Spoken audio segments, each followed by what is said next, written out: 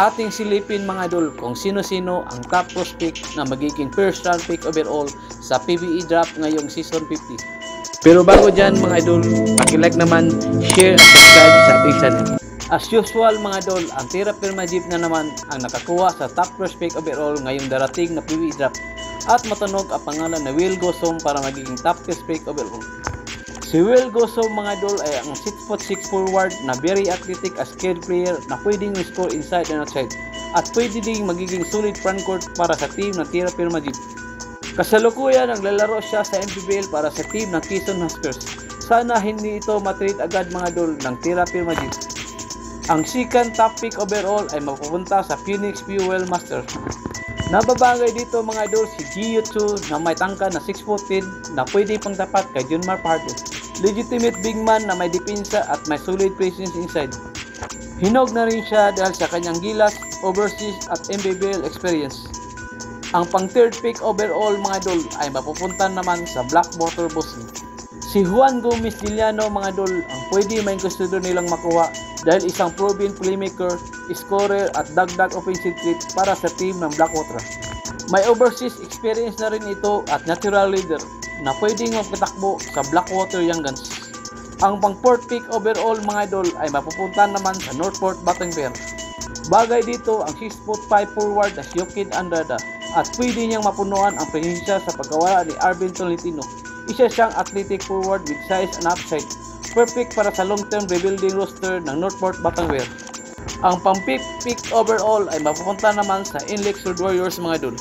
Mas kailangan nila ang athletic small forward at bagay dito ang fill-up na si Aaron Flowers from Adamson University. May hustle play siya mga idol at kayang umiscore kung kinakailangan.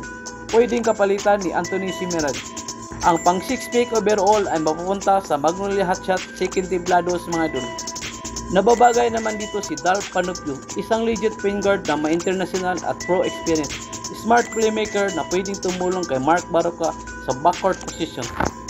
Ang pang 7th pick overall ay mapupunta naman sa Meralco Bolts mga idol. Ang 6'3" two-way wing player na si CJ Astria ang bagay na mapupunta dito.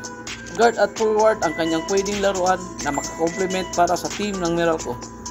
Ang pang 8th pick overall ay mapupunta naman sa Canbergs 5X. Ang Pilam guard mga idol na si Cassius Small Martin ang bagay dito. Quick and aggressive guard na may slashing ability at dagdag backcourt energizer para sa team ng Canbergs. Ang pang 9th pick overall ay mapupunta sa San Miguel Bermin mga idol. Nasa radar na ng San Miguel team ang Pilam veteran guard na si Jason Brickman na naglaro dati sa San Miguel Alab, Pilipinas. May malawak na court vision, magaling pumasa at may steady decision making. Mas mapadali ni Junmar Pardo ang kanyang trabaho dahil sa kanyang ability. Pwedeng pangpalit kay Chris Ross in the picture. Ang pang 10th pick overall ay mapupunta naman sa Rain or Shine Elasto Painters mga idol. Ang 6'5" na si Crisco naman from Ateneo Blue Eagles ang bagay na mapunta dito mga idol dahil sa kanyang size at wing na may strong defense at shooting ability. Pwede siya makatulong sa versatility ng Rain or Shine sa perimeter rotation. Pwede din kapalitan ni Gabe Norwood mga idol sa wing position. Ang pang 11th pick overall ay mapupunta naman sa darling of the crowd na Barangay Hinebra San Miguel mga idol. Ang 6'3" Phil-Canadian na si Jack Ross Dumont from New Year Warriors na common guard mga idol. Ang bagay na mapunta sa Barangay Hinebra dahil sa kanyang potential na ma-develop as a reliable two-way player na parang Scottie Thompson 2.0. Ang panghuli sa first round na pang 12th pick overall ay mapupunta sa Rain or Shine Elasto Painters mga idol. This time big man naman ang bagay nila kunin na pwede humalili sa presensya o tumulong kay Big Bo Bilga. Kaya bagay dito mga idol ang 6'3" big man forward na si Sean O'Malley na may hustle play, excellent defender, rebounder at bagay sa system ni Coach Ying Yao. Maaari pang magbago ang kanilang posisyon mga idol pagdating sa draft day ngayong September 7.